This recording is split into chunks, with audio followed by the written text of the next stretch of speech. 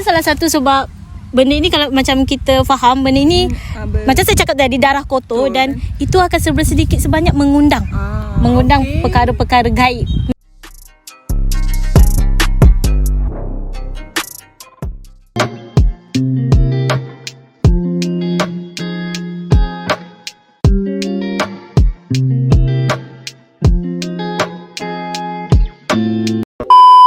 Kembali lagi dalam Energy ni. Topik apa hari ini? Okey, Fi. Ya. Fi kan yang menulis artikel bertajuk Kepentingan Penjagaan Tuala Wanita. Penjagaan dan pemakaian tuala wanita. Okey, kenapa Fi nak tulis artikel tu dan apa yang Fi ingin highlight untuk tajuk itu? Okay, so saya pilih tajuk ini adalah untuk kerana saya rasa perkara yang perlu di-highlightkan dalam penjagaan tuala wanita ini adalah cara pemakaian. Pemakaian macam biasa kita dah tahu, memang kita sebagai seorang perempuan pun kita tahu macam mana how to pakai benda tu. And then saya nak highlightkan tentang penjagaan. Penjagaan dia, pembersihan dan cara pembuangan juga, sebab bagi saya penjagaan tersebut tidak dijaga dengan begitu rapi dan juga mungkin boleh dikatakan sedikit pengotor untuk cara, sebab saya sendiri apabila masuk toilet bilik inasis, saya merasakan buka je pintu toilet ada darah. Jump scare. Betul, jump scare. Ada darah, ya Allah, macam ya Allah, takkanlah tak boleh bersihkan sampai kita pengguna next ni, pengguna seterusnya untuk tandas ni, kita pula yang kena bersihkan. Jadi saya nak highlightkan benda tu, cara penjagaan, pemakaian, penjagaan cara untuk membuangnya dan juga pembersihan tuala wanita. Okay, saya nampak. Betul lah, sebab saya pun kadang bila masuk tandas tu adalah macam something, kadang ada titisan darah ya. Betul, itu betul. Yalah, sebagai wanita kan kita macam biasa kita jadi pembersih lah. Betul. Malu dekat benda tu kotor, darah kotor. Okay? Okay, faham? Okay, soalan seterusnya nak tanya Kak Fi. Okay, so Fi tekankan pasal penjagaan tuala wanita kan? Okay, apa kepentingan yang dapat daripada topik yang Fi buat? Okay, nak cakap pasal kepentingan, macam dia sebenarnya related juga dengan first soalan tadi, pembersihan dan juga penjagaan. So saya nak dedahkan bahawa penjagaan tuala wanita ini sebenarnya sangatlah penting, sebab dia tak sekaligus menjaga kebersihan diri kita sendiri, menjaga diri kita sendiri, sekaligus dia akan menjaga suasana, surrounding dan juga tempat pembuangan yang telah kita buang tuala wanita yang telah diguna pakai tersebut.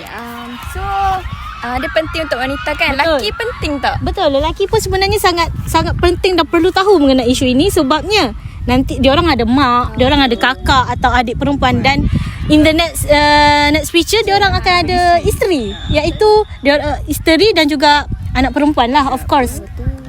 Jadi sama, dua-dua sama, perempuan perlu memainkan peranan dan juga perlu tahu, dan lelaki juga perlu memainkan peranan dan juga perlu tahu. Sebab dalam tu saya ada Mimi ada baca jugalah kepentingan dia untuk macam mengelakkan daripada benda-benda halus. Betul. Adakah itu salah satu juga? Itu salah satu sebab benda ini kalau macam kita faham benda ini macam saya cakap tadi darah kotor dan itu akan sedikit sebanyak mengundang perkara-perkara gaib. Memang kita tak nak, tapi sebab itu saya highlightkan di sini untuk mencegah daripada benda tu terus berlaku. Faham kan?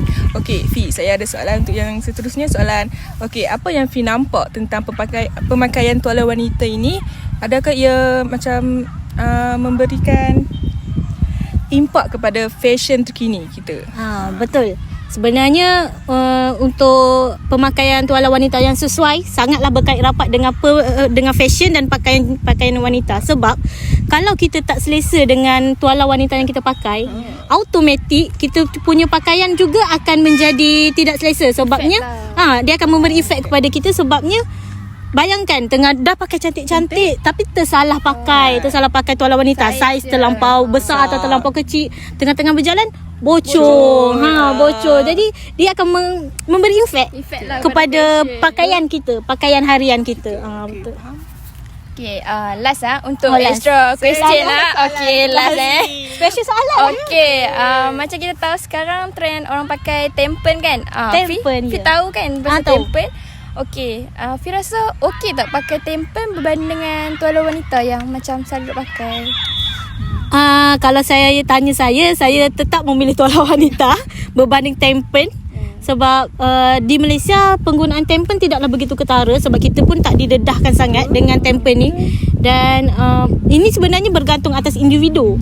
Sama ada individu itu lebih selesa memilih dan memakai Tempen atau tuala wanita.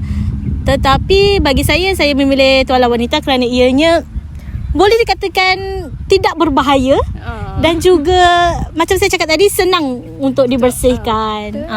Kalau macam Tempen dia macam lagi fleksibel lah kan, sebab fleksibel, benda tu kita tapi boleh guna lama. dia takut cancel kita punya sebab dalaman. saya pun ada baca yang dia terlupa untuk mengeluarkan Tempen sampai dah berbulan-bulan dalam tu. Jadi itu akan memberi sedikit impak kepada kesihatan kita. Betul. Faham. Saya dah tanya dan saya faham apa yang ingin disampaikan oleh Fi dalam artikel dia.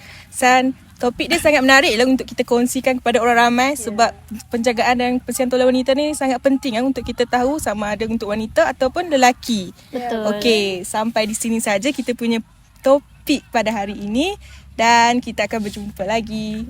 Bye. Bye-bye.